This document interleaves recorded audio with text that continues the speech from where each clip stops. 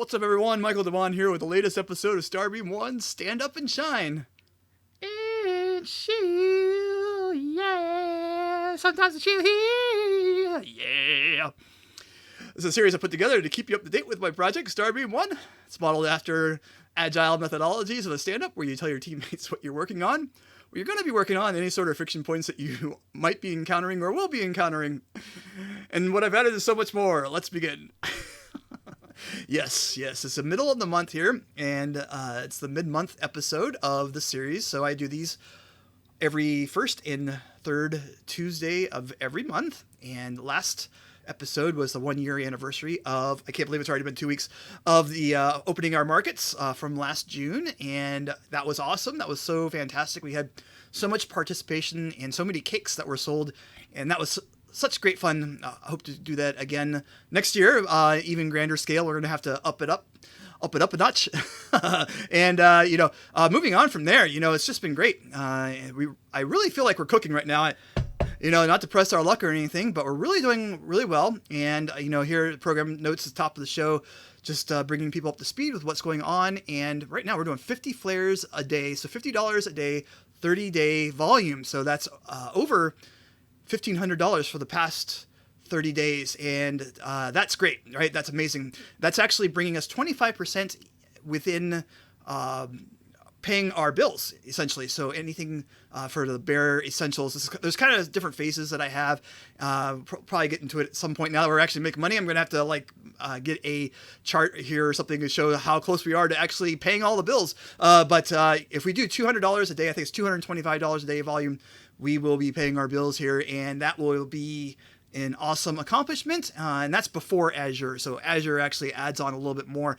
And I'm actually talking with Azure right now to see how we can reduce our costs, and things are working really well there. So anyways, so that's just really the big news. It's been really quiet outside of that, even though that's a large amount of news. And it's really just been getting features and bugs fixed. And so with that, we'll move on to the dashboard. Okay, dashboard. This is the Shill part of the episode, and I'm going to go through some stats here, and then I'm going to show off a really cool feature that I just got done. And the dashboard is available anyone. You don't even have to be logged in. You can see I'm not logged in here. I am anonymous at present moment, and I press the hamburger menu up the top right, scroll down to dashboard, and that will take you to this screen. And as you can see, we now have 100 artists, and that is amazing. We're at 117 collectors, but really just one new user per day right now, and that's just really great. And you can see right around hovering right now our 24-hour volume. This does take snapshots. We're a little below that $50 or 50 flares for a day right now, but still really great, right? And 350 right now. That's kind of the magic number that kind of showcases that we're, 7 times 50 is 350, and that kind of just demonstrates where we are. And I just now announced this. I just now noticed this, and I will be announcing it. Is that we just passed 6,000 flares of all-time volume. What an accomplishment. That is so awesome. I'm surprised I didn't catch that before the show. I'm usually on Twitter just bragging about that, and that's great too. So 4,500 total sales and average sale amount. Look at that. We're, again, I always point at this because we were at like 0.15 or 25 cents or 0.25 flares for an average sale amount. And now we're over $1, and we're cooking in that regard as well. Okay, moving on to our connections, our traffic. It just we're over 9,000 right now for the past month. Remember when that was 7,000, 8,000, now it's 9,000. That's so awesome. That's great here. Typical traffic that we'll see here with connections is around 250, 300, 350. So that's looking great. That's just really, at one point I was just like, we made 5,000. That's, I don't want to go past that, but here we are. We're almost doubling that. And that's just more than amazing to me. And so here we go here to the user counts again. It seems like whenever I do these demos, we don't have any for the day, and that is the case now. So Tuesday is just not a good day for people to join with new accounts, but as you can see, we're kind of close to adding one new user a day here, and we're at 226. Scroll here past the identity providers. You can see we're cranking out licenses still between 30 to 50 licenses per day, and we're over 6,000 licenses all time, which is awesome as well. So we can move on from there. And our percent sold here is kind of ticking down. Our amount is still, we're at 2,600. That used to be 1,000 if you recall. And our percent sold is kind kind of decreasing a little bit because we are producing a lot more licenses. So that's interesting to keep note of. And I still have to run some analytics on that to see if that's a good or a bad thing. So, but it still looks great. We're having a lot of activity and we are having a lot of sales. And so I'm not too concerned about it just yet. And so move on down to markets. These are all looking great, except for traditional market. We're really, the AI is winning. I hate to admit it at this point, but I have faith that at some point we're going to have people that come on that are traditional artists, and we're going to put up a fight here. And so you can see here between featured and standard. Featured is doing more for the past week here at 200 flares versus the nearly 150 flares for the standard.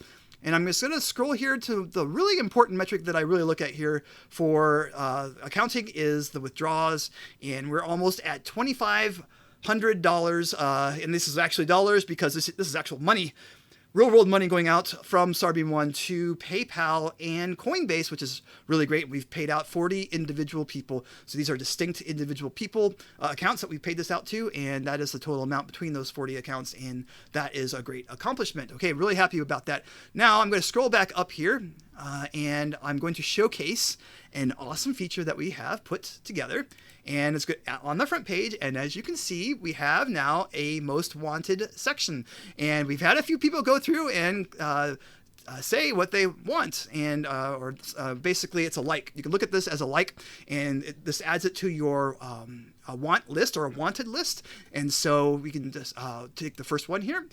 This is one by Lee. And this is a Celestial Cascade here. And at the bottom of every purchase now, you go here, see a typical purchase. We've added a wanted button, and now you can press that and it will mark you as wanted. So I'm not signed in right now. What happens is when you press this, it will take you to the sign in screen. And so I'm going to sign in with our new sign in screen here, and it's going to sign us in through Twitter. And then once that happens, I will showcase this with it's kind of, my machine's kind of struggling here with doing demos here. I have to pardon the delay here. So we'll press want, and there we go. Now it's wanted. Now it's got 3 wants. And if you want to unwant it for whatever reason, you could do that as well. And so what happens is that this gets tracked. Actually, I'm going to just make sure that it shows up. I'm going to want it again, and I'm going to go into collections, or my collection, Star Vault,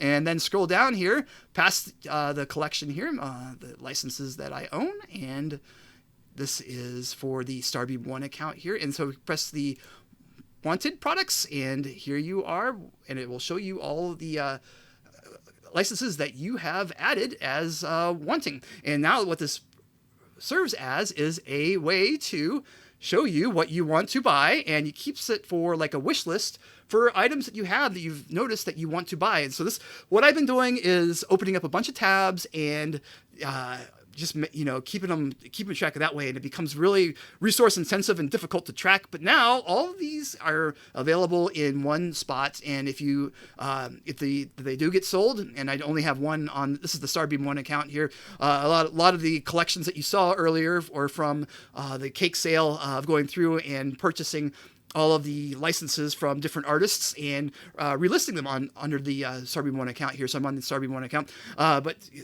Moving on from that, here for the wanted products, you can see which ones have been sold and which ones have not. So if you have one that has been sold, it would show up here. And in this case, I've only liked one, and that's here. And you can see that here. So cool, huh? Really, really awesome with this. And what we really hoped that the shows here for the kind of rounding this out is for the front page, we're going to have the most wanted list, and what that's going to do hopefully is show people what is really popular, and hopefully these will help with sales, because now you can see what people like, and there's a good number of people that remember, these are available, these have not been sold and are available for sale. You can see here that if 3 people already want this, in theory, that if you buy it, there's resale value to that. There's a general tendency. You get basically, it's a metric of knowing what may be able to resell at a later date. So kind of cool, huh? It's a cool metric that we're going to add. We have a few other features around this that will also add to this as well. Okay, great. Let's move on to the next slide here.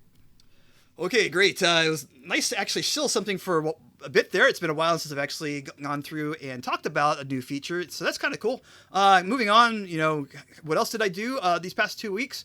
One thing that we did do is we increased capacity for all artists. So if you are an artist, basically how the markets were working is that with the default price, you were able to list or issue enough product for 5 at the default price. So for example, for the standard market, the default price was 1 flare per product. And if you just used all your capacity, you would have 5 products at 1 flare each in the standard market. So, but what we've done here for Alpha 4 is double that. So now you can do 10 products at 1 flare if you did the default price. And for featured market, that is 10 products at 5 flares. And so you got 50 units of capacity there for the featured market, excuse me. And so there's that, took care of that. So that's gonna, that's issued a lot of licenses recently. So we have a lot of licenses are out there, a lot of product that's out there, but it's good, right? It kind of adds variety, and hopefully there's enough there to where people are a little bit more excited and they don't feel so constrained. So artists, that's a little bit of feedback I've been getting is that, yeah, we don't really have a lot of products out there, but we want a little bit more. And so even though that you can buy it, just kind of having a little bit more products that are out there, especially for new people. You know, for NFTs, you can issue as many as you want as long as you can pay for it. And that's kind of appealing as well. But there's also my mentality that, you know, you should really put your best products out, and you should be only putting out products that you know that you can sell, and you should really limit to what you can, especially up front, right? And keep in mind that as you sell, you get more capacity, so you can eventually have as many products as you like, hopefully, in theory. So there's that as well. So did that. And then the other thing too is we had a little problem with our Twitter application. Twitter is having a lot of problems right now. We'll get that into the friction points here with Hide the Pain Herald, our favorite section here and in our episode. And yeah, I had some problems with that, and we'll talk a little bit about that. And then finally, the wanted list, as I just demonstrated, that was pretty big accomplishment. I actually deployed that this morning. So that's actually what I spent all day doing, and finally I'm really happy that I was able to get that out, and very happy with the results so far. No errors. Yes, what am I doing? The exact same thing I was doing 2 weeks ago. All of these are exactly the same, unfortunately. And but fortunately, we got some other things in there. Some quality fixes that aren't mentioned. There was a few days that was just like one thing after another sort of thing. And the other thing, I'm kind of hesitant to mention this, but I'm actually onboarding someone right now, another developer. I'm a little hesitant to say anything because nothing's official yet. But if that happens and that lands successfully, that will help out with our schedule here and help out tremendously, because then I can start delegating out some tasks there. But fingers crossed, you know, knocking on wood here. I don't want to really say anything just yet, but that's also another part of where my time is going. And also, yeah, just moving on to what I'm going to be doing here, kind of just recapping with the email policy, making it so that their email is required, and there's a really kind of edge case around this that I really have gotten to me, or that has gotten to me, and it's just been kind of keeping me from actually doing this. I think kind of hesitant to actually get into it, but I think I have a workaround for that, and hopefully I can start working on that soon. Notification configuration. The one thing that we do not have right now with those wants is that there's no notifications that fire, and since there could be a capacity or tendency here to have a lot of notifications, a lot of wants, a lot of likes, or however you want to call it. We're still kind of kicking around the nomenclature for that. There could be a lot, and I want to be able to configure it so you can say, I want to have an email for that or not, sort of thing. And probably that will be disabled by default, just like Twitter does. Because, if you imagine getting an email for each and every like that you did or want, or in Twitter's case, a like, that could be kind of expensive, right? And that could be a lot of email. And so we want to be able to say, by default, maybe not have an email for that. So I want to have that in place before I put notifications. And finally, making it so that you can back up your authentication, kind of important. And we talked about that, where if you got locked out of your Twitter for whatever reason, and that seems a little bit more common these days than in the past, ironically, just with how Twitter is behaving, more is technical than anything. It's not more of policy. It's just they're really having technical difficulties, and we'll get into that here with the friction points. But anyways, just having it so that you have a way of getting into your account in case you get locked out. Okay, moving right along here. Friction points for first time in a very long time. No friction points from Microsoft. We are in a state of zen there with Microsoft. Once again, man, I have to tell you, Microsoft is awesome. They are so great to listening to customers. And I know this because of Twitter, right? And Twitter is really bad. Twitter is the complete opposite of Microsoft. And now you could see, like, for me, I just take it for granted. Like, I've got a complaint, I just go in Microsoft forums and everyone listens to you. They might not be able to fix it, but you'll get a response. You'll get someone that knows something, and you'll get the warm and fuzzies. Even though you might be disappointed, whatnot, they are there and they are listening and they are attentive. Twitter, on the other hand, I have 3 forum posts that are out there on Twitter's forum that's kind of like Facebook. Facebook had the same thing. And in this case, this is for a few things with Twitter. None of them have any replies. So I'm already in nag mode. We've got exceptions being thrown in production, and I'm like, hey, what's going on here, Twitter? No reply from Twitter at all. Don't get that with Microsoft, right? And this is really ironic because Microsoft's kind of like the corporate, the company that's been around forever, and they're sort of like the new IBM, quote unquote. You hear that a lot. And here they are, they listen to you. So I don't know if that says anything about IBM, but I can tell you for sure, Microsoft pays attention to you, right? And I always get the feeling that, again, there's a complaint about something. So there's someone that's on the other line that is there and they care about it, and you're going to hear about it. They will tell you, hey, yeah, we hear you. Me nagging because I just got a nag cannon. I can't control it at times, and I just have to make sure that someone's there. I don't get that sense at all with Twitter, so it's really kind of annoying. And I'm right here now with Hide the Pain Harold, suffering a lot of pain on Twitter because our announcement bot is awesome. It's kind of like the thing that is driving a lot of our traffic right now, or a lot of our awareness. Finally, we're getting awareness on Twitter, and it's great, right? And so we're hitting limits, rate limits, and I'm using V2, and the error they're throwing is from V1. And so it's like, I'm not sure everything's configured here properly on your end, sort of thing. I'm using V2. The URL, it mentions right there in the error, says V2, and it's also throwing a V1 error. So explain that to me, Twitter, sort of thing. Okay, anyways, let's move on to the next slide. Okay, moving right along here, we're going to move on to our effectiveness scores, and we get into the emotional quality of different levels of how we feel about the project right now. And right out the bat, effectiveness level, I believe this was an 8 last time, and the schedule's going okay, and I'm actually feeling okay all around. But there are some, I'm not feeling like I'm getting as much done on the schedule sort of thing, and I'm just trying to really stay focused on that. And there's also the Twitter thing, right? And it's just like, here is a corporate overlord that I'm unknown. I'm an unknown. I'm a true unknown, even though, I'm paying for it, right? We've got the blue checks for both the starbeam.one and for my personal account for marketing. And there's no support for the API, which is really weird, right? And even though you're paying money, I'm not paying a lot of money to Microsoft. I'm not paying any money to Microsoft. In fact, technically, Microsoft's paying me money, and I get way more support with Microsoft than I do with Twitter. It's really quite astounding here. But anyway, so morale kind of taking a hit with that. So there's a lot of uncertainty there, and that's kind of where that's at. Schedule, same. It's all right. I'm, just not getting as much done as I'd like. And I'm also kind of deviating from the features because, the want list was not in there, and hopefully we'll show a little bit why I put that in there soon. Yes, that might be a teaser for a little bit of a show or a pilot that we might be working on. We'll see here next week or so. Moving on to technology here, that is a 9. I'm having problems with Twitter, but that's not what I consider technology, even though it is technology. It's more, when I think of technology, it's what I have my nose in every day with development environment and the tooling around that, and that's Microsoft, and that's working awesome. Marketing, I'm actually feeling better about this. Despite all the problems we're having at Twitter, we're actually having a little bit of success now with Twitter, and it's really starting to feel a lot better. Like it took almost a year, so we started really kind of getting into it last September. And now here we are in June, and that seems like 9 months, right? And almost a year, kind of 3/4 of a year. And if we're finally starting to get likes and retweets, and people are starting to pay attention to us, and we're also starting to get followers on a constant basis. And so, it's not like, maybe not constant. Constant's probably overstating it a little bit. But, every day we'll get a new user, and I'll get a new user. And I don't know if it's the blue check or what it is, but it feels like we're getting a little bit more traction there. So that might actually be bumping up a little bit. And I haven't really changed anything about the strategy. Everything's basically the same. It just seems like we're starting to get more people. So that is encouraging. Finally, support, feeling really good about that. Haven't really been a lot of problems.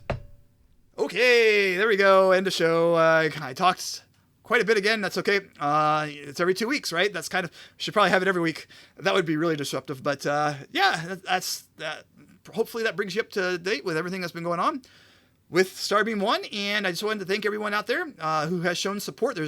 We really have just a really great community right now, and I hope that continues. And we're onboarding new users, and we had someone over the weekend that joined up and as an artist and made a deposit, purchased some flares, and made a deposit from purchasing flares. And it's just been great. We're really starting to get a lot of purchases and activity. Again, 50 flares a day, average 30 days, right? 30 days is like a really good metric. So that's one I keep track of. And so, okay, with that said, thank you to everyone out there for all of your help and all of your support. Really appreciate it. And until next time, stay bright, stay safe out there. Goodbye.